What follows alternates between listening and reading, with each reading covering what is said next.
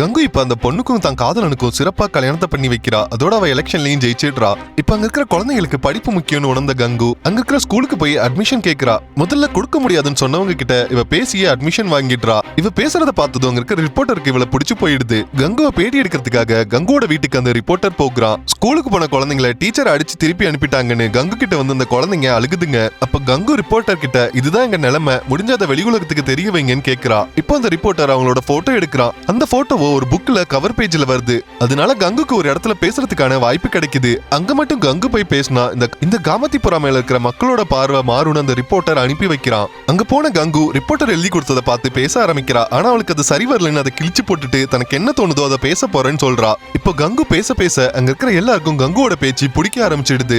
எல்லாரும் பண்ற மாதிரி தான் நாங்க தொழில் பண்றோம், எல்லாரும் மூளை விக்கிறாங்க, நாங்க உடம்பு விக்கிறோம், எங்களுக்குன்னு குடும்பம் இருக்கு, அதை நாங்க எப்படியாவது காப்பாத்தணும் தான் இதெல்லாம் பண்றோம்னு சொல்றா. அதோட எங்க கிட்ட வர யாரையும் நாங்க ஏற்றத்தாழ்வா பாக்குறது இல்ல, எல்லாரையும் ஒரே மாதிரி தான் பாக்குறோம். அப்படி பாக்குற எங்களை நீங்க ஏன் தாழ்வா பாக்குறீங்கன்னு கேள்வியும் கேட்கிறா. இந்த விஷயம் எல்லாம் நியூஸ்ல வந்து கங்கு ரொம்ப ஃபேமஸ் ஆகிடுறாங்க.